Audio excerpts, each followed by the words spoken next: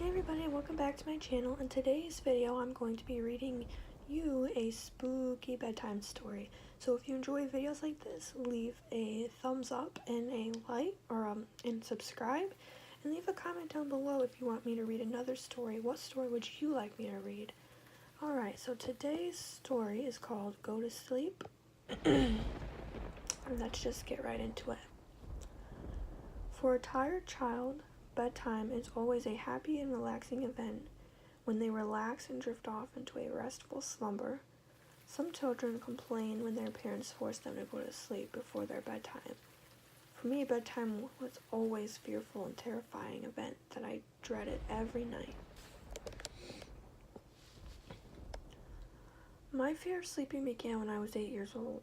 My parents moved me into my own bedroom, a small and narrow room at the back of the house, just large enough for a bunk bed and a chest of drawers. It had only one window, which looked out onto the back garden and didn't let much light in. For the first time I had ever slept on my own, and from the very first night I remember experiencing a strange feeling of unease. As I lay on the top bunk, trying to fall asleep, I thought I heard a noise. I couldn't be sure, but it seemed to be coming from the bottom bunk. The room was pitch black, and the curtains on the window let in just enough light to make out vague shapes in the dark. At first I wasn't sure what the noise was. Sometimes the simplest of sounds can be the most unnerving. I listened closely and realized that it was the unmistakable sound of bedsheets rustling in the dark. The bottom bunk was empty, but when I peered over the edge of my bed, I thought I saw something under the corner of my eye, something suddenly withdrawing out of sight into the bottom bunk, something that did not wish to be seen. I lay there in disbelief, trying to convince myself that it was just my fevered imagination running wild.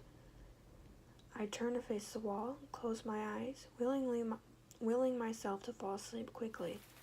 The rustling noise beneath me steadily increased until I couldn't ignore it anymore. Whatever was lurking in the bottom bunk began to toss and turn violently.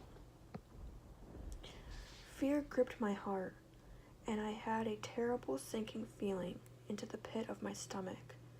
My pulse was racing, and I broke out into a cold sweat. I could hear the sheets thrashing back and forth below. Eventually, I couldn't take the tension anymore, and I cried out for my mother. Suddenly, the bunk began to shake violently, clattering against the wall. The bed sheets below me were still twisting and turning. I couldn't get out of bed in case the thing in the bottom bunk reached out and grabbed me. I imagined it pulling me by my ankle and dragging me off into the darkness. I was trapped in the top bunk, like a cornered rat, unable to flee. I clutched my blanket with white knuckles and waited. The door finally burst open and my mother came in to call me, tears streaming down my face. She lay down in the empty bunk and promised to stay there until morning. Eventually, I was able to fall asleep.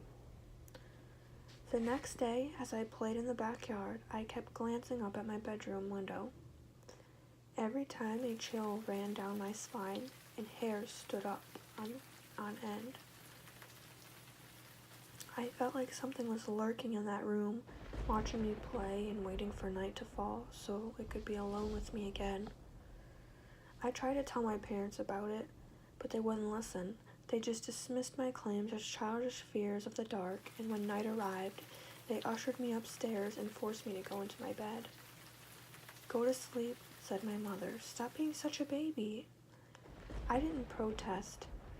It was no use. I resigned myself to my fate, climbed up to the top bunk, got under the covers, and waited. Lying there in the darkness, alone and frightened, I heard the quiet rustling of bedsheets and knew it was starting again. But this time, it was different. I heard the sound of slow, rasping breaths coming from the bottom bunk. Slow, labored wheezing made me shudder. Only a flimsy mattress separated me from whatever was lurking below. Lying there paralyzed with fear, I just wanted the thing to leave me alone. Its labored breathing became louder and louder. Then suddenly, I felt something long and thin poking at the underside of my mattress. I screamed in horror and the bunk began shaking violently. My mother came rushing in and calmed me with a comforting hug. Eventually, my terror subsided, and with her standing guard, I was able to fall into an uneasy sleep. This continued for weeks. Night after night, I would wake up to the sound of rustling sheets. Every time I would scream for help, and the bed would begin to shake violently.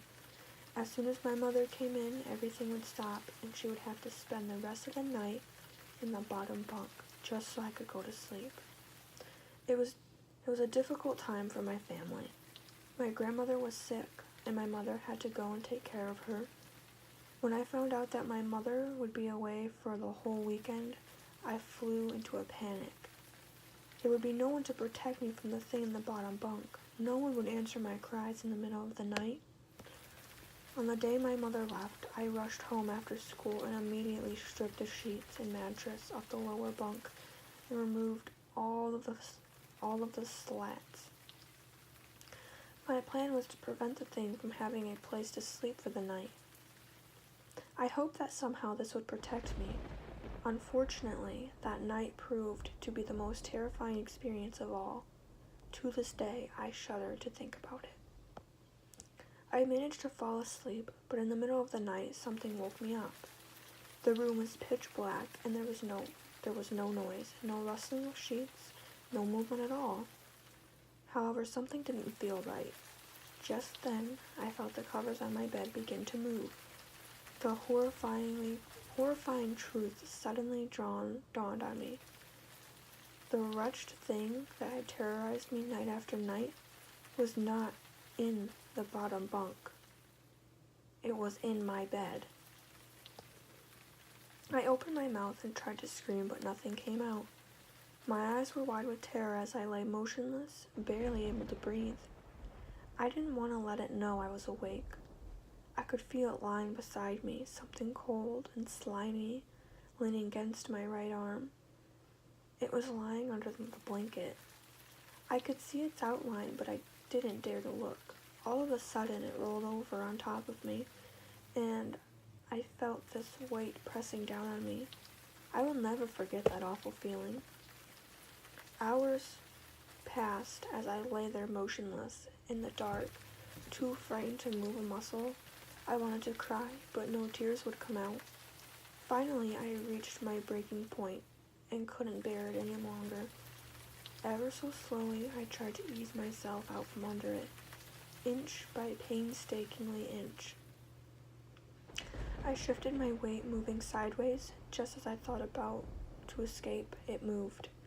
Dear God, it moved.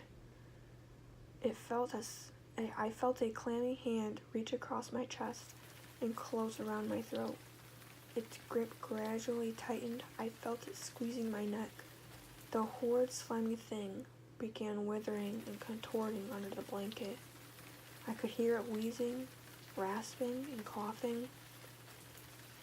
I felt its breath breathe against my face. Foul, cold as ice. Dawn was breaking, and for the first rays of sunshine were peering through the window or through the curtains. I fought for dear life, but I was no match for it. As its scrawny fingers squeezed my neck, I felt the life ebbing from me.